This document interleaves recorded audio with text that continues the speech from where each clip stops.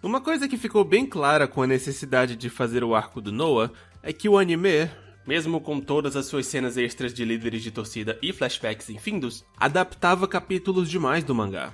Ou talvez o mais certo fosse dizer que o mangá andava devagar demais. A questão é, o término da Cidade das Batalhas criou as circunstâncias perfeitas para inserir histórias filler antes de adaptarem o arco concorrente do mangá, o arco do Mundo da Memória, e o anime agarrou essa oportunidade com todas as forças. Dessa vez o staff aguardou até o arco do mangá terminar antes de adaptá-lo. Isso teve seus prós e contras, mas falaremos deles nos próximos vídeos. Por enquanto, vamos ver o que estes dois arcos fillers nos trazem em termos de adaptação. O primeiro arco, que cobre os episódios dos 145 ao 184, é popularmente conhecido como o Arco Doma, o que é meio estranho considerando que a 4Kids nunca usa esse nome na adaptação dela e essa é a versão que todo mundo conhece, mas enfim, eis o lance dele.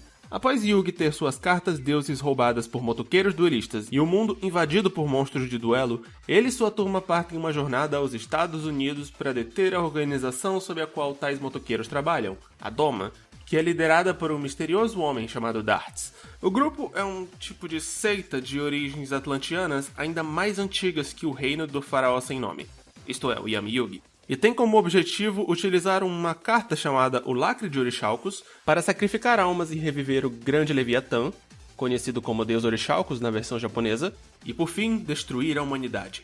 E cabe aos três escolhidos, Yugi, Kaiba e Joey, dentre essas outras pessoas, salvar tal humanidade. Dragões estão envolvidos.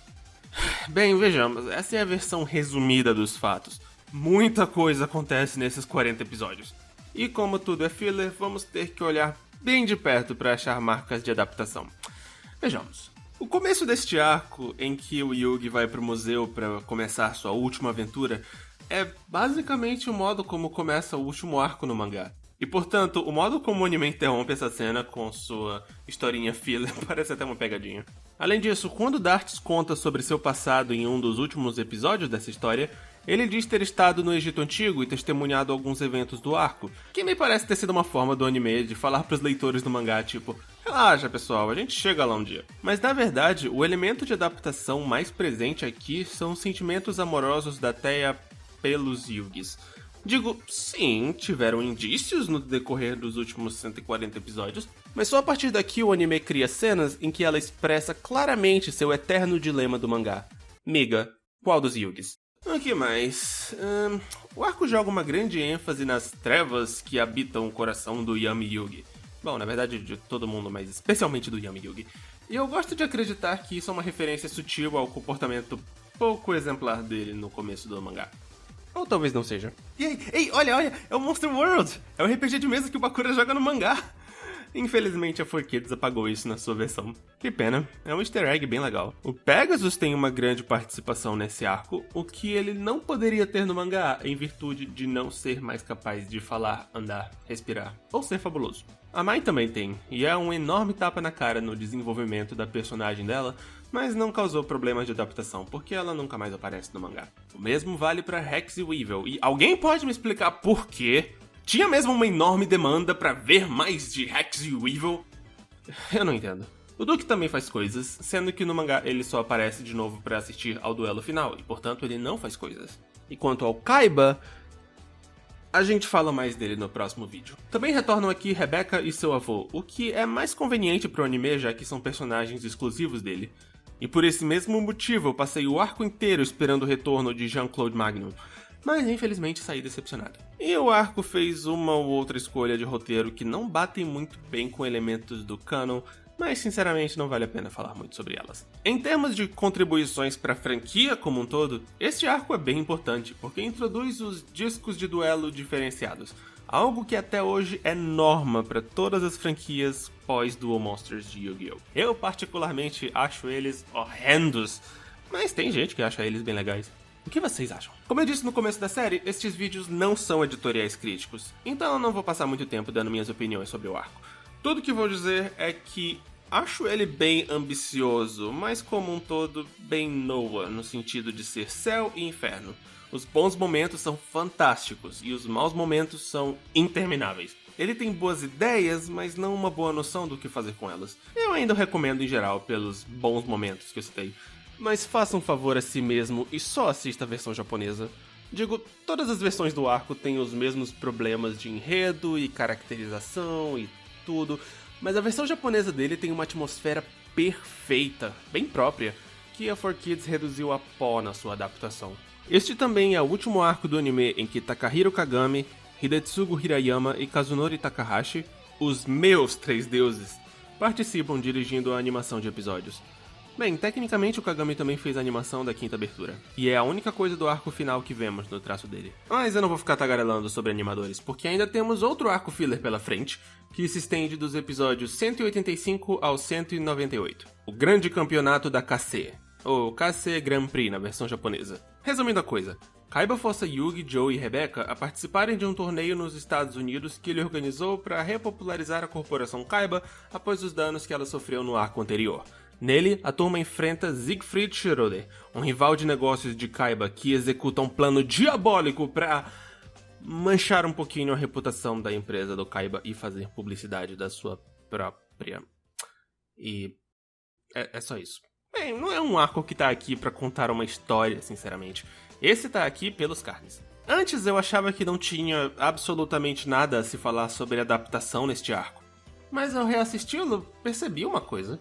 O grande rancor do passado de Siegfried é que ele e Kaiba tiveram ideias parecidas para tecnologia holográfica, mas que o Kaiba apresentou sua ideia para o Pegasus primeiro. O que isso tem a ver com a adaptação, você pergunta? Bem, o projeto do Zig é claramente a tecnologia de caixas de duelo que o mangá usava antes da introdução dos discos. Eu achei essa uma forma bem engenhosa de botar as caixas no anime, mas infelizmente elas nunca são usadas para disputar um duelo. Mas esse é um arco super curto, então dá pra entender. Quanto à minha opinião, bem, eu elogio este arco pelo motivo oposto ao arco Doma. Enquanto aquele era ambicioso demais, este não tem ambição nenhuma.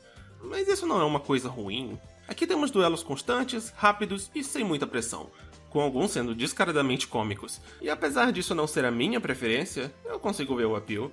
E não posso negar que o duelo entre Yugi e Vivian é bem divertido. A verdadeira tragédia do arco é que, com os 3 deuses fora da jogada, a animação dele é péssima e raramente fica agradável aos olhos. E esses fatores, a atmosfera leve, os duelos rápidos, a animação feia, somados ao fator olhe só os designs desses caras, me fazem ter certeza de que este arco foi um piloto estendido de Yu-Gi-Oh! GX. Sério, só tem 26 episódios separando este arco do verdadeiro GX. Pensem nisso. Esses foram longos quase 60 episódios. Mas sabe, sinto que tá faltando alguma coisa. Que será? Putz, e ele ainda aparece na abertura de todos os episódios desses arcos. Bom, nestes episódios o anime alcança seu ápice no negligenciamento do Bakura.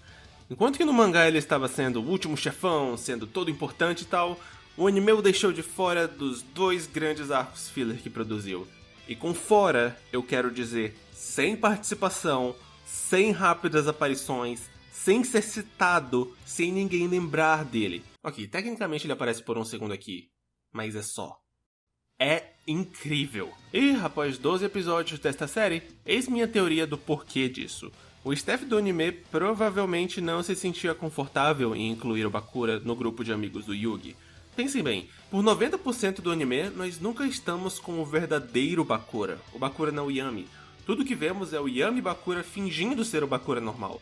Quando você considera que ele é o último chefão e que nós vemos ele matando várias pessoas no mangá, bem, fica meio estranho incluir ele em momentos que deviam ilustrar os fortes laços de amizade dessa turma. Se bem que o mesmo argumento pode ser feito pro Kaiba e pro Mokuba, eu acho. Mas enfim, e só pra não deixar nada faltando, acho que eu devia dedicar uma sessão ao filme Pirâmide de Luz. O filme, na verdade, foi produzido no Ocidente, então é meio inútil falar dele, mas os eventos dele se passam mais ou menos neste momento da história, então acho que ele conta como filler. A única coisa de adaptação a comentar é que o filme mostra Yugi completando o Enigma do Milênio, o evento que marca o primeiro capítulo do mangá, e as circunstâncias disso são claramente diferentes de como elas aconteceram lá. Tendo dito isso, o anime também já cometeu esse mesmo pecado em flashbacks, então não posso me incomodar muito com o filme por causa disso. Mas eu posso me incomodar com essa coisa dos monstros saindo do Enigma e atacando o Yugi, que é muito aleatório. E é isso. Eu não quero falar sobre o filme, só vou dizer que acho o traço dele muito feio. Outra produção ocidental que talvez se passe nesse mesmo momento da história é a mini temporada Capsule Monsters, que existe. Enfim, foi um longo ano de somente filler, mas uma hora ou outra o anime teria que adaptar o arco final do mangá. E falaremos deles nos próximos vídeos, que serão os últimos dessa série. Na próxima vez, entraremos no mundo da memória.